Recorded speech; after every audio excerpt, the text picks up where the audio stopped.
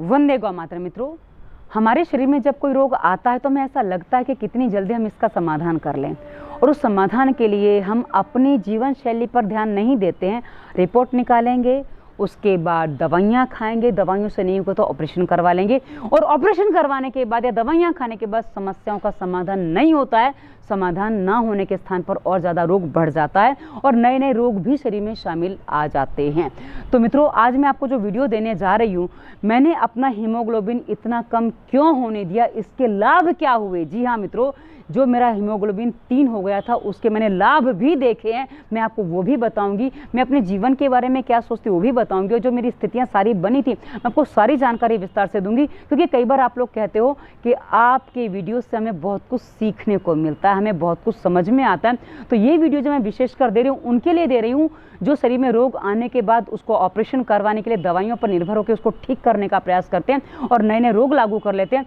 कृपया ऐसा ना करें, आप अपने साथ अत्याचार ना करें। क्योंकि मेरे घर वाले मुझे कहते हैं कि मैं अपने साथ अत्याचार करती हूँ, पर मैं अपने साथ अत्याचार नहीं, न्याय करती हूँ। क्योंकि एक बात जान लीजिए, यदि दवाओं से रोग ठीक होते तो आज जितने भी कम से कम धनिक लोग हैं, जो धन से धनिक हैं, वो कम से कम अपने रोगों को ठीक कर लेते और अच्छा जीवन, लंबा जीवन जीते। लेकिन हम देखते हैं कि मैंने अपने आसपास ही देखा है, हमारे यहाँ विरार में ही हमारे यहाँ कोई राजनेता था, पता नहीं कौन था, बहुत काफ़ी पैसे वाली पार्टी थी, उसका बेटा 18 साल की उम्र में हार्ट अटैक से मारा गया।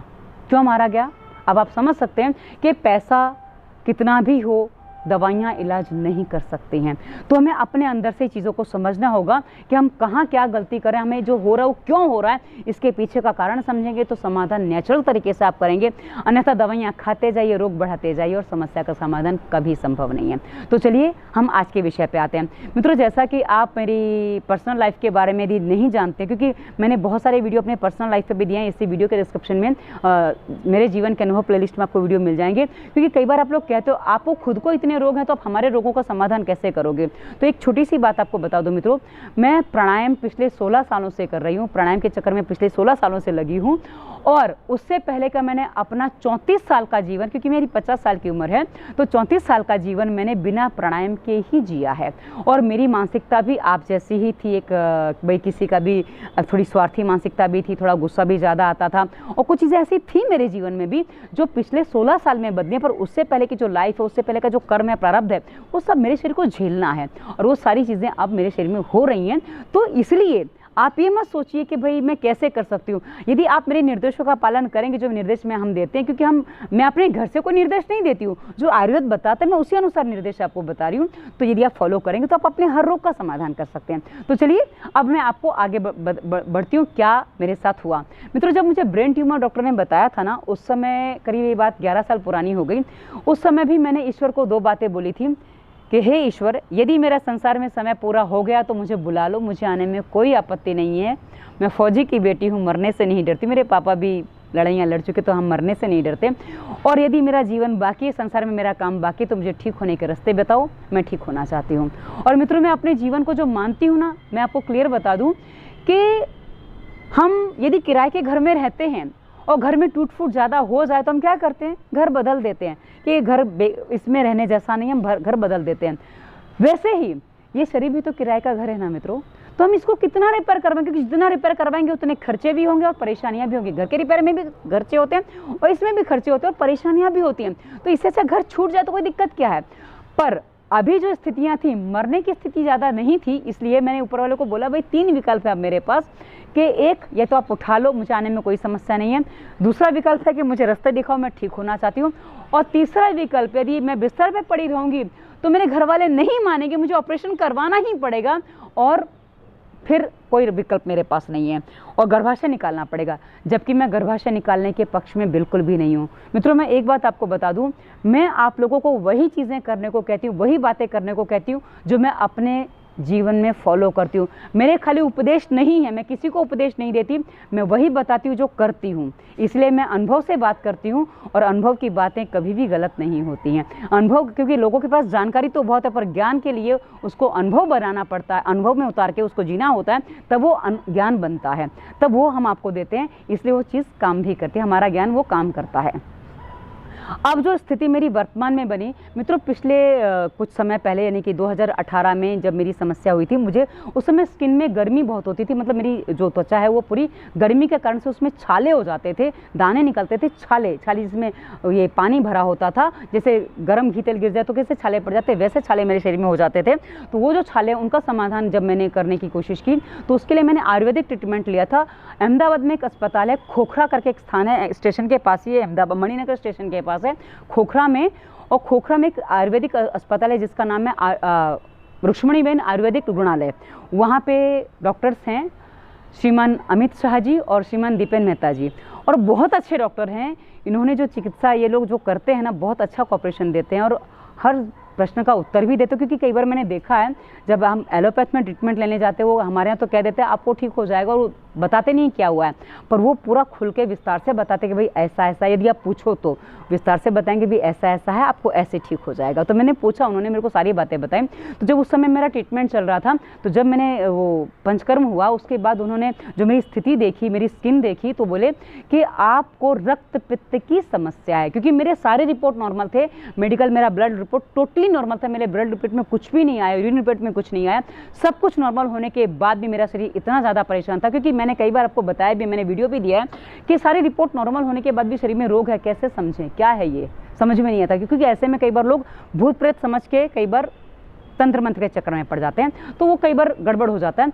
तो मैं आपको बता दूं, जब मैंने उनको दिखा तो उन्होंने बोला कि आपको रक्त पित्त की समस्या है, और रक्त पित्त की समस्या के लिए एक बहुत अच्छा उपाय आयुर्वेद में है, रक्त मोक्षण की क्रिया, जिसमें रक्त खराब रक्त को निकाल दिया जाता है और बाकी का रक्त आपके शरीर में रखा जाता है। अब यदि आप किसी को वेरिकोस वेन्स हो, किसी एक अंग विशेष का खून खराब हो, उस अंग विशेष में कोई समस्या, तो वहाँ जोंक आदि लगा के वो रक्त निकाल देते हैं, जिससे वहाँ का रक्त शुद्ध हो जाता है, मतलब वो खराब रक्त निकाल दिया तो वहाँ फिर नया रक्त आ जाता है, तो सही हो जाता है। लेकिन मेरे तो पूरे शरीर के रक्त में ही गड़बड़ थी, और उसमें मेरी समस्या क्या होती थी, मैंने कई बार दिखाया, जैसे मेरी उंगलियाँ फटती थी, मेरे बहुत सारी वीडियोस में आपने देखा मेरी उंगलियां फटी हुई हैं, और मेरे पैर फटे हुए थे, और मेरी जो पसलियां हैं ना, ये बहुत ही गर्म रहती थी, मतलब मुझे एसिडिटी नहीं होती है, एसिडिटी मतलब जैसे गला जल रहा है, छाती जली, वो मेरे को नहीं होता है, मेरी पूरी रिब्स जो है ना उसमें जलन होती थी, ऐसा था जैसे आग लगी है मेरी पसलियों के अंदर। तो वो मेरी समस्या बनी हुई थी, और उस समस्या से मैं बहुत अधिक परेशान थी, क्योंकि गर्मी इतनी रहती थी, और मेरे बॉडी का टेम्परेचर उस समय हमेशा 99 यानी कि जो थर्मामीटर में लाल लाइन होती है ना, वहीं रहता था, और उसको मैं कंट्रोल नहीं कर पा रही थी, कुछ भी करके गिलोय ले रही थी, आरोग्यवटी भी खाई, पर नहीं हो रहा था। और मित्रों, पिछले दिनों से जब मैंने नोटिस किया कि करीब 2019 में मुझे ब्लीडिंग शुरू हुई थी, उस समय 10-15 दिन महीने में होती थी, ये 19 और 20 में करीब चला, और 2020 करीब जुलाई अगस्त से जो मेरी ब्लीडिंग हुई, वो महीने की 20-25 दिन उसने पकड़ ली। मैं ना 20 दिन ब्लीडिंग कम से कम होनी है। और आपको बता दूं, करीब पिछला दिसंबर जो गया, दिसंबर में मैंने एक गलती कर ली थी, मेरी जो है ना बुद्धि थोड़ी भ्रष्ट हो गई थी। बुद्धि भ्रष्ट हो गई इसलिए कह रही हूँ कि मैंने सुना, मुझे बताया किसी रेलवे अधिकारियों ने, कुछ कहीं तो मैंने पढ़ा था कि आप ट्रेन में बिना कोरोना वैक्सीन लिए सफ़र नहीं कर सकते, और मुझे ट्रेन में जाना पड़ता है, कई बार जाना पड़ता है, तो मैंने कहा वैक्सीन लेनी पड़ेगी। तो ऐसी स्थिति में मैंने कोरोना की पहली वैक्सीन ले ली, और जहां मैंने पहली वैक्सीन ली उसके अगले दिन से मुझे 2 दिन बाद जो मुझे ब्लीडिंग स्टार्ट हुई, और वो मुझे जुलाई नहीं अगस्त तक, 27 अगस्त को मेरी पूरी ब्लीडिंग बंद हुई। उस समय तक मैं आपको बता दूं तो इतने महीनों में आप हिसाब लगा लीजिए, करीब 5 दिसंबर से लेकर 27 अगस्त तक मेरी ब्लीडिंग बहुत 45 दिन नहीं हुई है, बाकी कंटिन्यू मुझे ब्लीडिंग हुई है।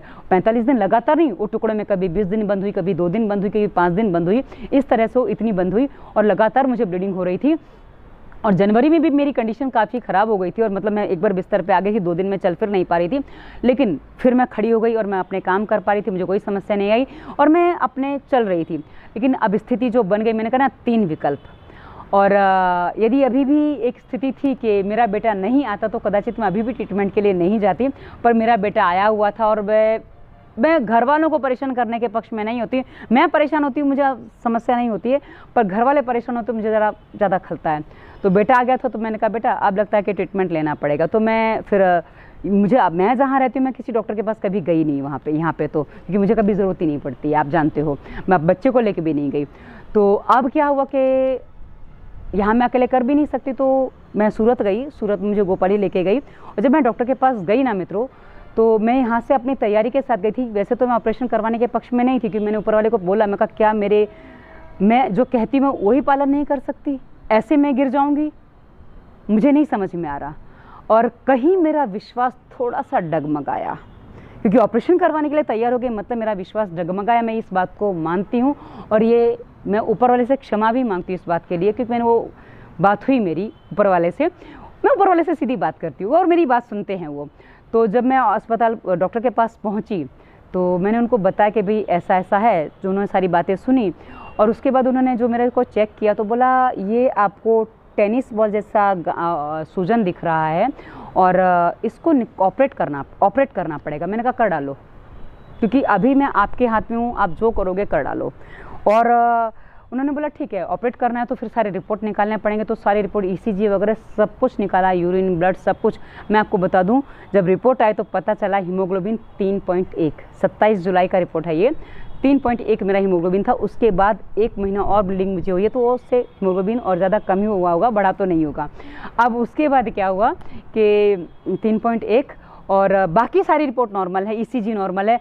और मैं आपको बता दूं, मेरी स्थिति ये बनती थी कि मैं जब चलती थी तो मेरी धड़कन जो है ना, वो जो पहले मेरी नॉर्मल धड़कन 65-70 के बीच में रहती थी, वो मेरी धड़कन अब नॉर्मली 100-110 रहने लग गई थी। और ज़रा सी मैं गति बढ़ा दूं तो मेरी धड़कन वही 140-150 तक, क्योंकि मैं तो अपनी धड़कन खुद देख सकती हूँ, तो पहुँच जाती थी। हर कोई देख सकता है, पर मुझे पता है तो मैं उसको जल्दी गिन सकती हूँ, तो वो हो जाती थी। और पहले वो बस उतनी समस्या थी, मेरी सांस नहीं फूलती है। हाँ, लोगों की सांस फूलने के बाद धड़कन तेज होती है, पर मेरे साथ ऐसा नहीं, क्योंकि मेरी नाक में जो घी तेल पड़ता है ना, उसके कारण से मेरी सांस नहीं फूलती है। सांस मेरी नॉर्मल चलेगी, पर धड़कन मेरी तेज होती है, और वही मेरी परेशानी होती है। और मैं उसको बचाने की, क्योंकि कई बार मैंने महसूस ये भी किया है कि मेरी जो धड़कन है ना, जो धड़क रही है, उसमें हृदय मेरा आवाज़ कर रहा है कि जो सूखा आवाज़ आ रही है, वो पता चलता है कि सूखी आवाज़ है ये। और वो आवाज़ से मुझे डर लगता है कि ये आवाज़ कभी गड़बड़ कर सकती है। तो बस इसलिए मैं अपनी गतिविधियां मैंने धीमी कर दी थी, क्योंकि धड़कन तेज ना हो, वो मुझे बचाना होता था कि नॉर्मली 100 पे चल रही है तो गड़बड़ हो सकती है।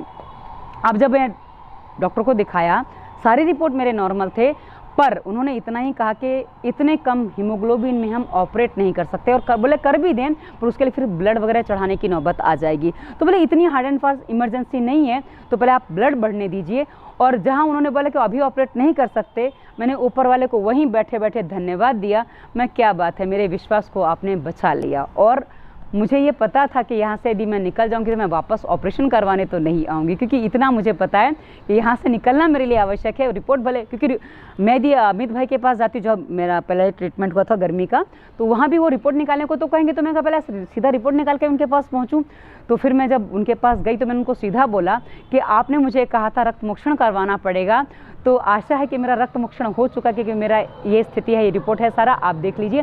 अब आप क्या कहते हैं, आप जैसा चाहें मेरा ब्लड बना सकते हैं, और अब आप मुझे जो ट्रीटमेंट देंगे मैं उसके लिए तैयार हूँ। और उन्होंने उसके बाद मुझे कुछ औषधियाँ दी, पुनर्नवा मंडूर दिया, चंद्रकला रस दिया, उसके अलावा एक और भी है, हाँ, शमशमी वटी दी, और एक और कोई गोली उन्होंने दी थी ब्लीडिंग बंद करने के लिए, उसका मैं नाम भूलूँ, क्योंकि मुझे औषधियों के नाम ज़्यादा नहीं पता होता, क्योंकि मैं औषधियों पर जल्दी नहीं जाती हूँ, तो मैं औषधियाँ मैं बताती भी नहीं, क्योंकि हर किसी की स्थिति अलग होती है, इसलिए औषधियाँ अलग होती हैं। तो इसलिए वो भी एक ही कंडीशन में आयुर्वेद में औषधियाँ अलग अलग दी जाती है, क्योंकि प्रकृति कौन सी है उस पर सब कुछ डिपेंड करता है, उस अनुसार औषधियाँ होती हैं। तो मैं आपको नहीं बताऊँगी सारा कि भाई मैंने क्या क्या औषधियाँ खाई, वरना आप भी उसको करने की कोशिश करेंगे तो हो सकता है आपकी स्थितियों में कुछ अलग हो, तो बात अलग हो जाएगी। इसलिए मैं अपनी गलतियों को सुधार के ज़्यादा समाधान देने का प्रयास करती हूँ, और मैं अपनी गलतियाँ सुधार चुकी हूँ, क्योंकि जो गलतियाँ मैं करी थी वो मैंने सुधार ली हैं, तो वो भी ज़रूरी हो जाता है।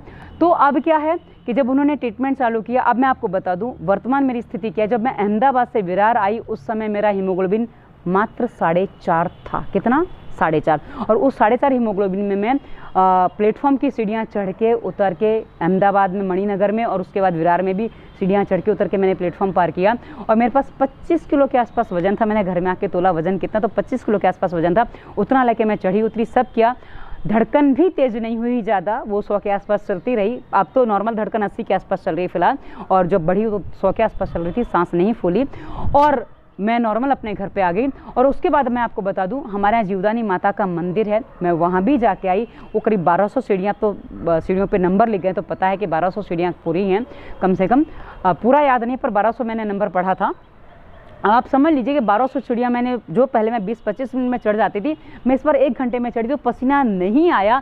लेकिन बाकी मुझे और कोई प्रॉब्लम नहीं हुई, कोई वीकनेस नहीं, कोई चक्कर आना नहीं। मैं चलती धीमे थी, मेरी गति चलने की ऐसी हो गई थी जैसे, मतलब ऐसे मैं एकदम जैसे पानी भरा हम कैसे चलते हैं सावधानीपूर्वक, वैसे मैं चल पा रही थी। बाकी मुझे कोई परेशानी नहीं हो रही थी, बाकी कुछ नहीं था।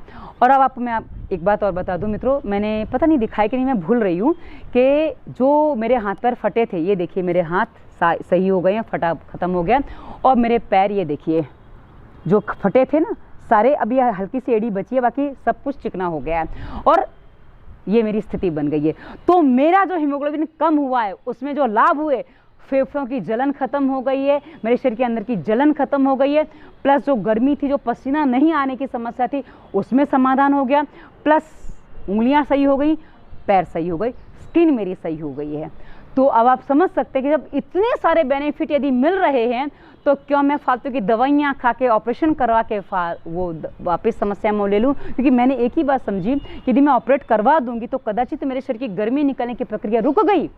वो प्रक्रिया यदि रुक गई तो हो सकता है कि वापस मेरे शरीर में ये सारी समस्याएं आ सकती हैं, बढ़ सकती हैं। क्योंकि जब मैंने देखा कि मार्च अप्रैल से मेरी उंगलियां सही होने लग गई थी। और आपको बता दूं, आपने यदि मेरे पहले बीच में 2020 में शुरुआत में बाल देखे हों तो काफ़ी पतले बाल थे मेरे, लेकिन अब आप देख सकते हैं कि मेरे बालों का ग्रोथ काफ़ी अच्छा हो गया है।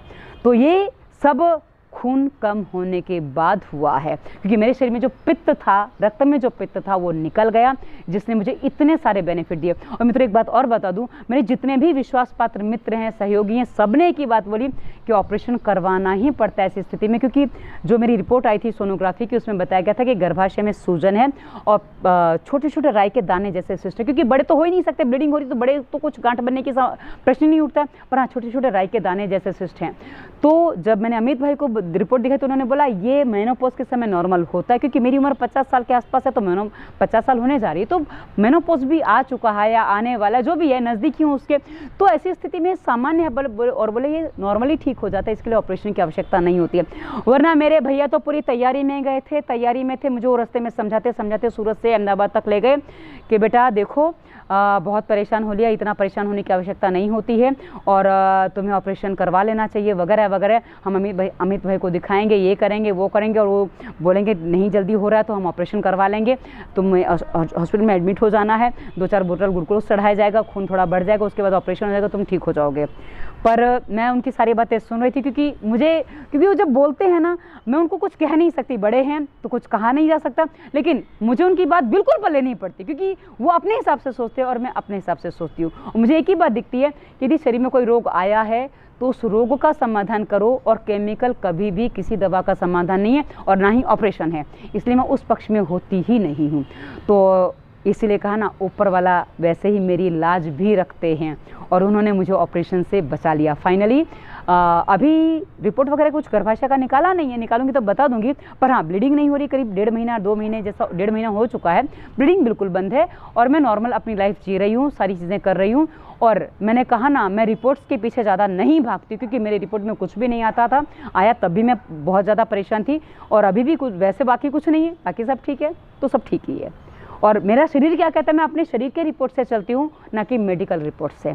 तो मेरे शरीर का रिपोर्ट अभी कह रहा है कि मैं एकदम सही हूँ, सब कुछ ठीक है, सब कुछ बढ़िया है, कोई परेशानी नहीं है, कोई प्रॉब्लम नहीं है। और अब मैं आपको पुनः धन्यवाद देती हूँ कि जो आप लोग मेरे ऊपर इतना ध्यान देते हो, मेरी इतनी चिंता करते हो, और प्रयास कर रहूँगी कि आपकी आशाओं पर मैं खरी उतरूँ और हर समस्या का समाधान आपको बिना दवा के एक सामान्य तरीके से बता सकूँ, ताकि आप भी अपने रोगों का समाधान बिना दवा के कर सकें। और मित्रों, यदि आपकी गर्भाशय में कोई प्रॉब्लम है, गर्भाशय की समस्या है, यदि आपने गर्भाशय निकाला, तो इसी वीडियो के डिस्क्रिप्शन में हमारी प्लेलिस्ट है ये महिला विशेष, उसमें आपको वीडियो मिल जाएंगे।